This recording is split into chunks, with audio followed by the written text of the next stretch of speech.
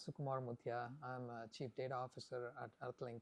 So my responsibility here is actually to oversee all the data associated with our customers, and then implementing data strategy, data governance, analytics, and then implementing AI related solutions around that.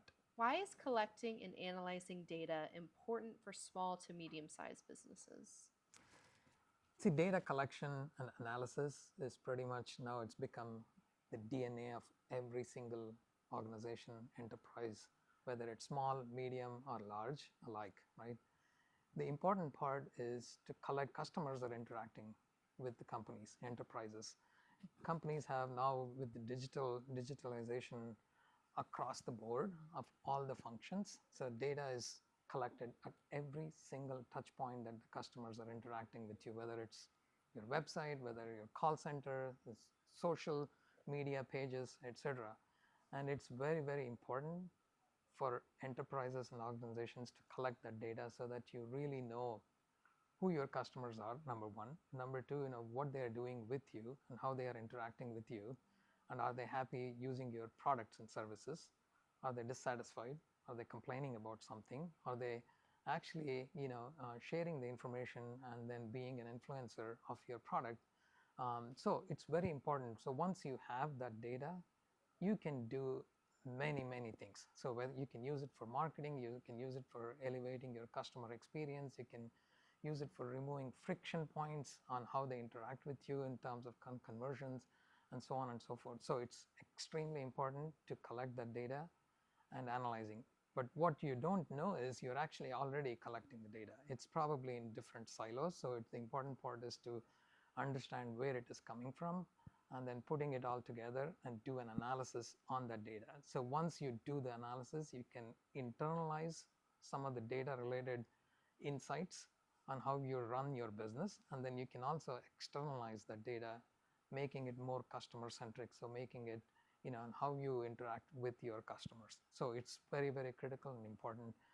Moving forward, everything it's a given for every organization to stay competitive. Otherwise, you get bulldozed.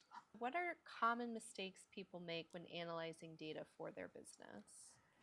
So, in my experience, I've been working in the data and analytics related field for the last 28 years. So the common mistakes that I see is, in the last 10 years, storage has become really, really cheap. So because of the cheap storage, people are hoarding data, right? So you have tons of data, and then all of a sudden there's a question about, we have all of this data, so what are we going to do with the data? So they are all, enterprises are trying to solve a business problem with the data that they have, right? So I have all this data, so what can I do with that data? Versus, I have a business problem I need to solve, what data do I need, right? So they are not looking at it in an inverted way, they are looking at it bottom up, like here are all the data I have and what business problem does it solve. Then eventually you end up solving the wrong business problem if you're looking at it that way. Versus if you look at top down, here the company strategy, company goals, KPIs, these are the things I want to measure, and for that, what data do I need, right? So if you look at it that way, then you can solve a lot more business issues and make a lot more impact to the business. That's one thing I see. And then the most common thing in analytics I see is it's more people getting confused with causation with correlation, right? So there are two variables, they are correlated, but it doesn't, it's not creating the causation, right? So that's another thing. And then because of that, then you're going to make a wrong decision on the data and wrong investments on the data. So that's that. And then I was reading the other day, it's a very good anecdote I thought I should share here, which is data is the new oil. So if you read any media publications, everybody talks about data is the new oil, right? It's not really that, right? Because if you look at oil has unlimited shelf life, but once you use the oil, it's done. Now you come back to data, and then data has sort of limited shelf life, right? Depending on how you're actually going to be using it. So you can use many times until that shelf life. For example, email address that we collect on customers. You can use it any number of times until the point where they unsubscribe, and then you're done, right? So it is so you have to know, what data you collect, and is that the right data, and then use that appropriately. So if you don't use the data, then don't collect the data. What does a business risk when they don't incorporate data into their decision-making process? I mean, typically business, will be risking if they don't incorporate. In my opinion, data is typically used to get to what of the problem, right? So what is causing a certain problem within an enterprise? So let me give you an example. If you're receiving a huge number of calls from your customers inquiring their order status, they're calling the call center, or they may be working with your chatbot, yet another channel. And then if you're collecting and noticing the data, there is spikes in the questions specifically around order status. So why are they asking, all of these people asking order status related question? Is there a problem with your inventory? You don't have enough inventory, you're not shipping it? Or is there a problem with your tracking system? So it's not, there is a problem there, and customers cannot track it. So to get to that really what of the problem, so you first of all, you need to incorporate data across that thing, right? So this is just one example. So in that across the board, so to get to what of the problem, it is very important. Otherwise, you're entirely basing it on your gut. You're basing it on maybe there is a problem here, maybe it's a hearsay, somebody said this, and you're going to address that problem based on that. Then you're going to be wasting a lot of resources based on that. So if you're using it on data-driven decision making, getting it to the bottom of it, then you're probably 90% right in that case. How does a business actually stop working with the gut and start tracking data when they're just starting out? They might have the data, maybe they don't. How do you even get started? I mean, I think most organizations have some sort of data, right? So it is all available in silos. So you look at it, an email tracking system will have email data sitting in one place. Your order management system has order data in one place. Your financial system has financial data, customers related call center, all that data is in one place. So the first thing they have to do is bringing it all together. So this is assuming that enterprises are collecting data at different points of their functions, right? But if they're brand new starting up, right? So I think your question was somewhere around that. How do they get started? So I would say you need to start thinking about going back to what I said earlier, which is, you have to think of top down versus bottom up. So, hey, let me collect the data and then figure out what to do with the data. That's not the right thinking. That's not the right mindset. The right mindset is, what are my KPIs? What am I tracking here, right? So how do I run my business? So what are the important factors and variables to run my business efficiently, right? So then you identify what data is needed and start collecting the data, right? So then it becomes easy. It's not easy in terms of implementing it. So number one is strategy and planning is critical. And then once you know that, then you can start figuring out what solutions and technology can be put in place. Now we're going to get a little bit more into the AI conversation with data. What are some common misconceptions you see about how AI will impact businesses going forward? I mean, AI is everywhere these days. I mean, you cannot walk 50 meters, without hearing the word AI anywhere, right? So whether within your own company or in conferences or anywhere, for that matter, it's become a part and parcel of everybody's life now. Shopping, etc. Everywhere, it's AI agents are taking over. So the biggest misconception that we hear is, is AI going to take over all the jobs, right? So not really, in my opinion, not really. I think, at least not right now, until the point where artificial general intelligence really comes in play, right? So right now what people are talking about is still AI, and it's essentially, in my opinion, replacing a task versus replacing a worker. So if we are all working on certain things, then AI becomes a productivity co-pilot. So it will help our jobs. We do our jobs better, easier, faster, efficiently. So you don't have to spend as much of time that you need. So that's the misconception is AI will replace the jobs. It's not. It's going to be your co-pilot. It's going to be a task replacement versus a worker replacement. The second misconception is AI is not a magic bullet. So it's not like, it's a silver bullet that you can use it for everything, all kinds of business transformation. No, it needs adoption, right? It needs a gradual adoption of a typical business case and then expanding that business case across your enterprises. That's number two. And then number three is, AI typically say, one size will fit everything. So it won't, right? So it's, depending on your use case, whether you're using it for marketing, whether you're using it for finance, whether you're using it for any other, say in healthcare situations, right? It's not one size doesn't fit all. So it all depends on your foundational data, clean data that is supporting the decision making and model building within AI. And then finally, it cannot solve, all data related problems. So that's another misconception. Any data related problem, AI can solve it. No, it can, but until the point where you cleanse it, you create a governance, you create a very thoughtful approach to the data. Until all of that is done, AI will not be everything. How important is understanding and leveraging AI to the future of business? It is very critical, right? So, AI should start not randomly within the organization. AI should be a strategy within the company, right? So it should come from top down. So everybody has to go through a certain level of AI training. So that way they understand what it can and it cannot do, and what are the efficiencies that you can drive with AI as a co-pilot, and what it cannot do. So if you don't know, then you think, hey, there is a cool tool that is available, so let me use it. So it may or may not be, 100% useful for your business.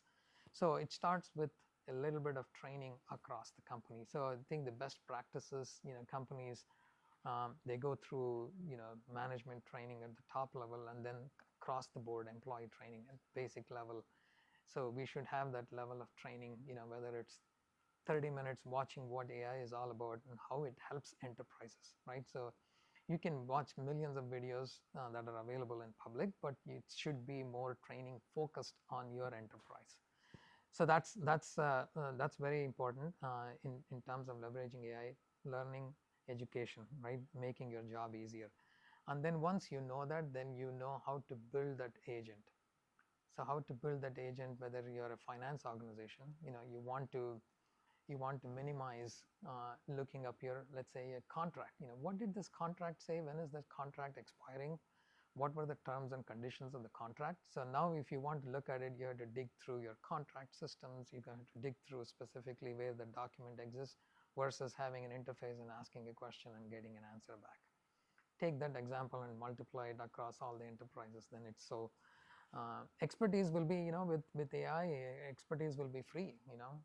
Tutors and education, when it comes to education, there are like all kinds of AI tutors available everywhere. So we need to understand what is free, what is available everywhere, and then how that can be actually incorporated into an enterprise, right? So whether or not, right? So that is also another question we have to answer.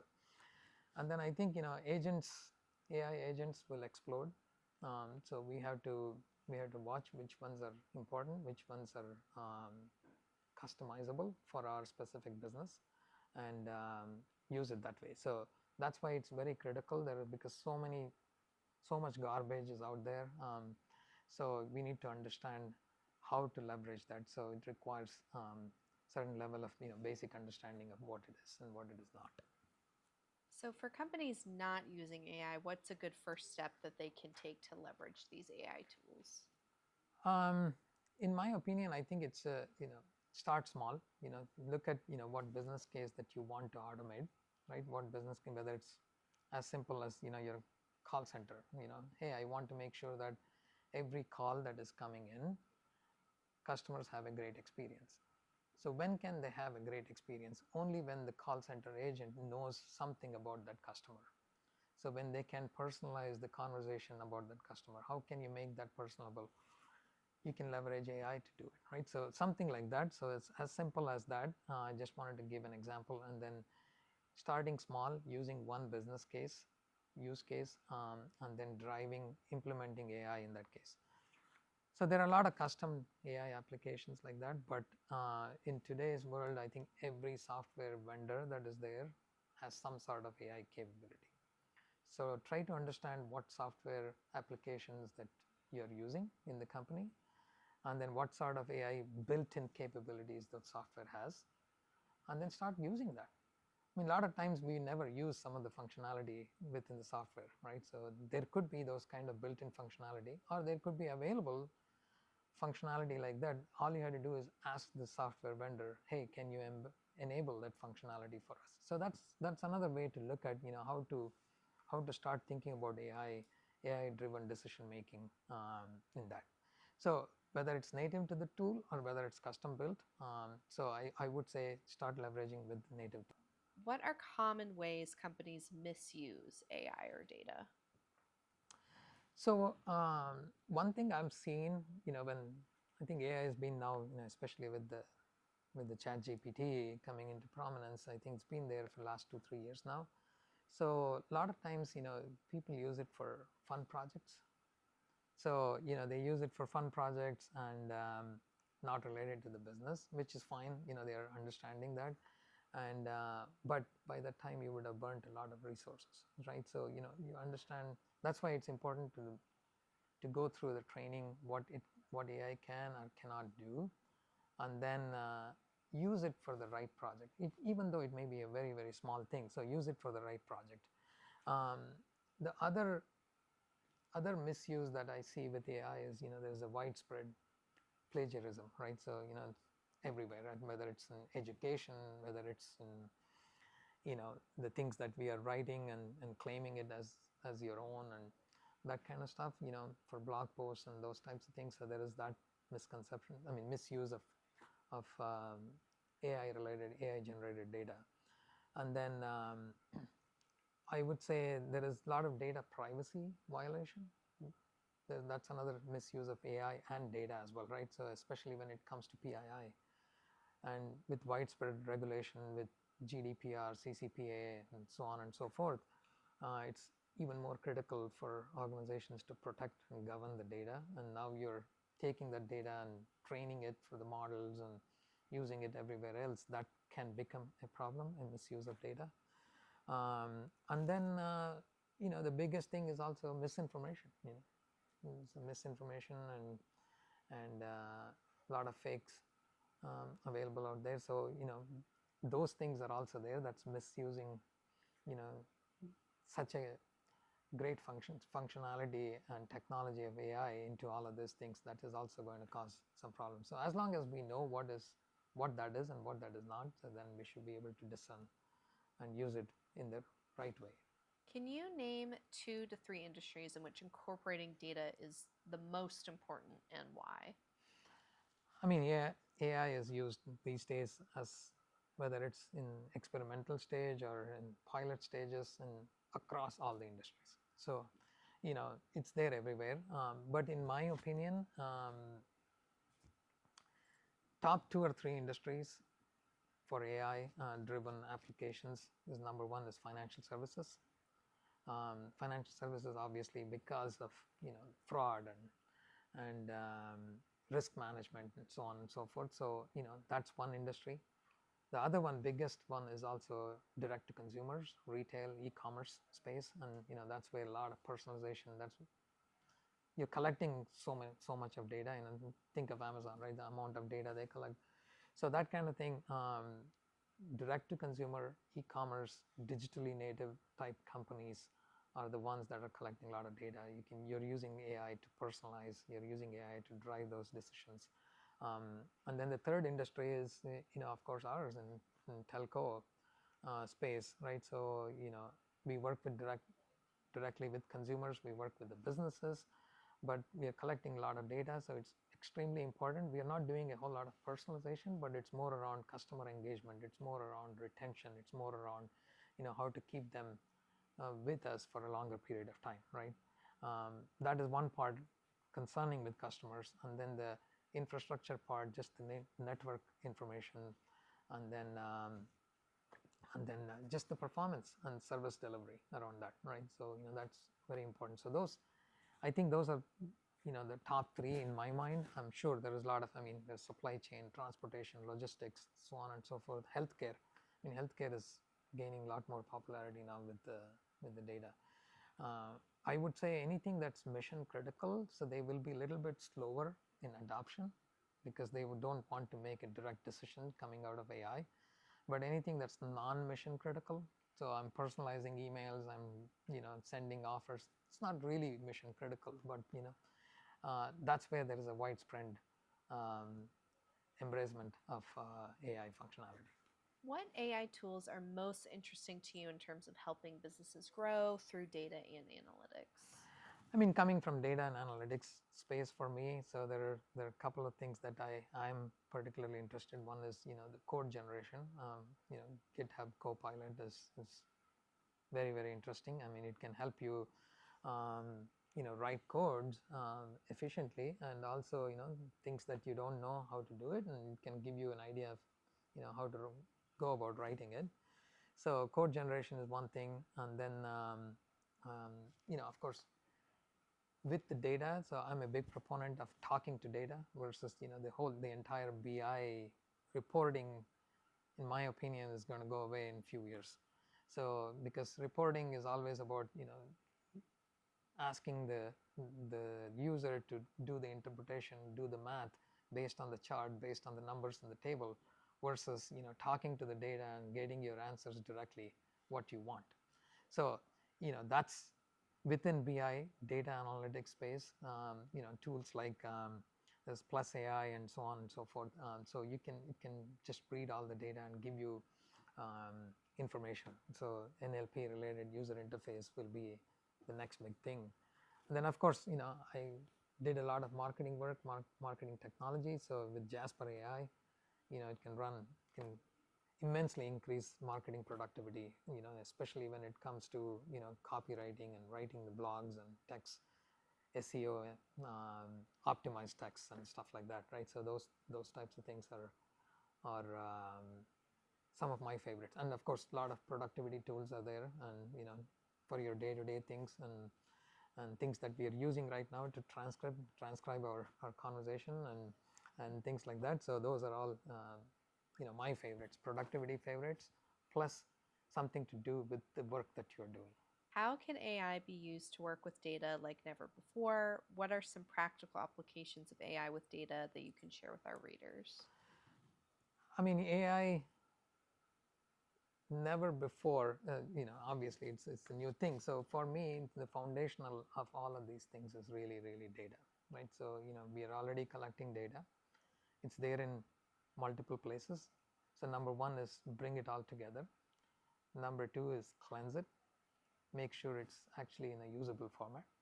And number three is, enable the data governance layer on top of that.